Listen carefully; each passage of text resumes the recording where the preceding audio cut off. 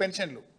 కానీ రేవంత్ వచ్చినాక పెన్షన్ పెరగలేదు, పెన్షన్ల సంఖ్య పెరగలేదు, 2 లక్షలు కోత పెట్టిండు. అంటే అవ్వా తాతలకు మొండి చేయి, అక్క చెల్లెలకు మొండి చేయి. 4000 ఇస్తాం, ఇగో ఇందిరమ్మ రాజ్యం వస్తుంది రాగానే డిసెంబర్లో 4 డిసెంబర్లు 2023 డిసెంబర్ వ్యా, 24 డిసెంబర్ వ్యా, ఇప్పుడు 25 డిసెంబర్ పోవట్టే 3 డిసెంబర్లు వీకినాయి రేవంత్ రెడ్డి. ఇంకెప్పుడు ఇస్తావు? సగం పాలన అయిపోయానేది. ముసలోళ్లను కూడా ముంచుతున్న ముదనష్టపు ప్రభుత్వం కాంగ్రెస్ ప్రభుత్వం. దివ్యాంగులను కూడా ఢోకా చేసిన దిక్కుమాలిన ప్రభుత్వం ఈ కాంగ్రెస్ ప్రభుత్వం. దళితులను దగా. ఇక ఒక తీవ్రమైన ఆరోపణ చేస్తా ఉన్నా, యాజ్ ఎక్స్ ఫైనాన్స్ మినిస్టర్ ఆరోపణ చేస్తా ఉన్నా. కేసీఆర్ గారు ఒక గొప్ప పాలసీ తెచ్చిండ్రు. ఎస్సీ ఎస్డిఎఫ్, ఎస్టీ ఎస్డిఎఫ్ ఈ దేశానికే ఆదర్శం, ఇండియాలో ఎవరు తేలేదు. క్యారీ ఫార్వర్డ్ విధానం ఏంటంటే ఎస్సీ ఎస్టీ ఎస్డిఎఫ్ ఆ సంవత్సరం జనాభా ప్రాతిపదికన ఎస్సీ ఎస్టీలకు కేటాయించిన నిధులు ఆ సంవత్సరమే ఖర్చు పెట్టాలి. బై ఛాన్స్ ఖర్చు పెట్టకపోతే నెక్స్ట్ ఇయర్కు క్యారీ ఫార్వర్డ్ అయి వచ్చే సంవత్సరం ఇది అది కలిపి ఖర్చు పెట్టాలనేది కేసీఆర్ గారు తెచ్చారు. మనం చూసి దేశంలో కేరళ, తమిళనాడు, దాదాపు 7-8 రాష్ట్రాలు యాజ్ ఇట్ ఈస్ మన బిల్లు, అసెంబ్లీ బిల్ తీసుకుపోయి వాళ్ళు దేశంలో 6-7 రాష్ట్రాలు అమలు చేసిండ్రు. ఇండియాకు వీఆర్ మోడల్, వీఆర్ ఛాంపియన్. నేను బాధతో చెప్తా ఉన్నాను, మరి బట్టి గారు ఒక దళిత బిడ్డ, ఆయన కొంత సోషల్గా ఉందని నేను భావించిన, కానీ ఇప్పుడు ఆచరణ చూసిన తర్వాత ఆయన క్యాపిటలిస్ట్ అనేది నాకు అనిపిస్తూ ఉంది. ఎందుకంటే అత్యధికంగా ఎస్సీ ఎస్డిఎఫ్, ఎస్టీ ఎస్డిఎఫ్ నిధులు అతి ఎక్కువ దారి మళ్ళింది రేవంత్ 2 ఏళ్ల పాలనలో. 20,000 కోట్ల రూపాయల ఎస్సీ ఎస్టీ ఎస్డిఎఫ్ నిధులు ఈ 2 ఏళ్లలో దారి మళ్ళినాయి. బట్టి గారు, మీరు ఆ కుర్చీలో కూర్చోవడం అర్హత ఉందా మీకు? 20,000 కోట్లు ఎస్సీ ఎస్టీ ఎస్డిఎఫ్ నిధులు దారి మళ్ళీ ఎస్సీల ఎస్టీల నోరు కొట్టిన తర్వాత మీకు ఎట్లా కూర్చోబుద్ధి అవుతుంది? మీరు కనీసం ఎస్సీ ఎస్టీలకు కూడా న్యాయం చేయలేరా? సరే కమిషన్లు ఆ గోలు వదిలిపెట్టు, అట్లీస్ట్ ఎస్సీ ఎస్టీలకు కూడా న్యాయం చేయలేకపోతే ఎట్లా? మీరు మీ హయాంలో నిధులు మళ్ళీ దళిత బంధు నీ ఒక్క నియోజకవర్గంలో ఇచ్చుకున్నావు మదిరేలా, మరి రాష్ట్రం మొత్తం దళిత బంధు వద్దా? దళిత బంధు పథకం ఉన్నదా, రద్దయిందా? ఎస్సీ కార్పొరేషన్ ద్వారా 2 ఏళ్లలో ₹1 ఎవరికైనా ఇచ్చారా మీరు?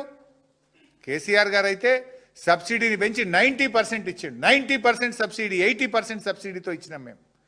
ఎస్సీ కార్పొరేషన్ బంధు, దళిత బంధు, ఎస్సీ ఎస్టీ ఎస్డిఎఫ్ నిధులు దారి మల్లుతాయి. ఎస్సీ ఎస్టీ గురుకులాల్లో సరిగా అన్నం పెట్టక మెస్ బిల్లులు విడుదలగాక పిల్లలు దవాఖాన్ల పాలు. ఈ రోజు కూడా ఎస్సీ ఎస్టీ విద్యార్థులకు కాస్మోటిక్ ఛార్జెస్ రిలీజ్ కాలే.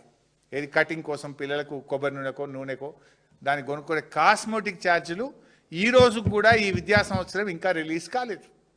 ఇది బాధతో చెప్తున్న బట్టి గారు. బీసీలకు అన్యాయం. అరే SC overseas scholarship, Ambedkar overseas scholarship డబ్బులు విడుదలైతలేవు. కేసీఆర్ గారు దేశంలో ఎక్కడ లేని పథకం పెట్టిండ్రు, అది బంద్ అయిపోయింది. బీసీలకు కామారెడ్డి డిక్లరేషన్ అంటివి, ఈ సంవత్సరానికి 20,000 కోట్లు బడ్జెట్లో పెట్టా అంటివి, 42% రిజర్వేషన్ అంటివి. 42% దేవుడు కానీ ఉన్న 24% ఊడగొట్టినావు కదా. 17%కే బీసీ రిజర్వేషన్లను పరిమితం చేసి బీసీ బిడ్డను బలి తీసుకున్నాడు రేవంత్ రెడ్డి.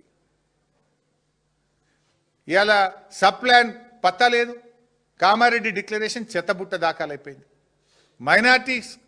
माइनॉरिटी भाइयों को 5,000 करोड़ बजट देते बोले, 5,000 नहीं 1,000 भी नहीं दे रहा.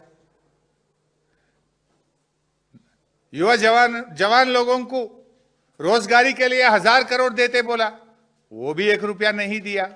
इमाम मौजम साहब का तनख्वाह बढ़ाते बोले, वो भी ₹1 नहीं दिया. कुछ नहीं दिया.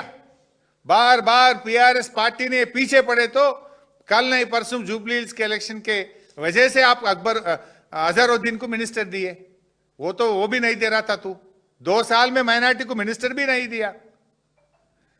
एससी को डोका, माइनॉरिटी को डोका, बीसी को डोका, एसटी को डोका, सबको डोका दिए रेवंत रेड्डी सरकार. शादी मुबारक में 1 तोला सोना देते बोले, 1,60,000 देते बोले, वो चेक भी नहीं मिल रहा. अब बच्ची पैदा होने के बाद चेक मिल रहा. आजकल ఆటో డ్రైవర్లకు 179 మంది చనిపోయినారు. 12,000 ఇస్తామని మేనిఫెస్టోలో పెట్టారు. ఇవాళ ఈ రోజుకు ఒక్క ఆటో డ్రైవర్కి కూడా సహాయం అందించక జీవితాలు ఆగమై రోడ్డు మీద పడి 179 మంది ఆటో కార్మికులు ఆత్మహత్య చేసుకున్నారు. ఇప్పటికైనా ఆటో కార్మికులకు 12,000 చెల్లించండి, చనిపోయిన వారికి 10 లక్షల ఎక్స్గ్రేషియా ఇవ్వాలని మేము ప్రభుత్వాన్ని డిమాండ్ చేస్తూ ఉన్నాం. ఇక ఉద్యోగుల మీద పగబట్టిండు. మాట్లాడితే మీరు బీఆర్ఎస్ వాళ్ళు అంటారట ఉద్యోగులను. ఉద్యోగులకు పార్టీ ఉండదు, ఏ ప్రభుత్వం ఉంటే ఆ ప్రభుత్వంతో పనిచేస్తారు. ఉపాధ్యాయ ఉద్యోగులను ఇవాళ దేశంలో 5 డిఏలు పెండింగ్ ఉన్న ఒకే రాష్ట్రం తెలంగాణ రాష్ట్రం. పీఆర్సీ ఊసే లేదు. మేనిఫెస్టోలోనేమో బీఆర్ఎస్ కంటే బాగిస్తామన్నారు. 73% ఇచ్చింది బీఆర్ఎస్. నువ్వు ఒక్కటి కూడా ఇవ్వలే కదా. పీఆర్సీ లేదు, డిఏ లేవు, సరెండర్ లీవ్ పైసలు రావు, జీపీఎఫ్ పైసలు రావు, పాత బకాయిలు ఇయ్యవు. చివరికి ఉద్యోగులు కూడా రిటైర్ అయిన ఉద్యోగులు కానీ ఉద్యోగులు సెక్రటరేట్ చుట్టూ బ్రోకర్ల చుట్టూ తిరిగే పరిస్థితి వచ్చింది.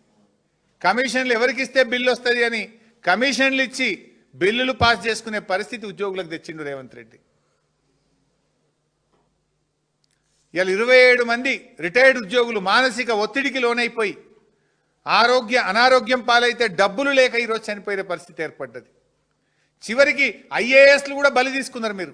ఒక రిజ్వీ లాంటి ఒక ఉన్నతాధికారి మంత్రికి ముఖ్యమంత్రికి ఉన్న మధ్య భేదాభిప్రాయాలు, పంపకాల్లో తేడా, టెండర్లలో తేడా వస్తే చివరికి ఒక హానెస్ట్ ఆఫీసర్ రిజ్వీ లాంటి ఒక మంచి అధికారి సర్వీస్ నుంచి వైదొలిగే పరిస్థితి వచ్చింది.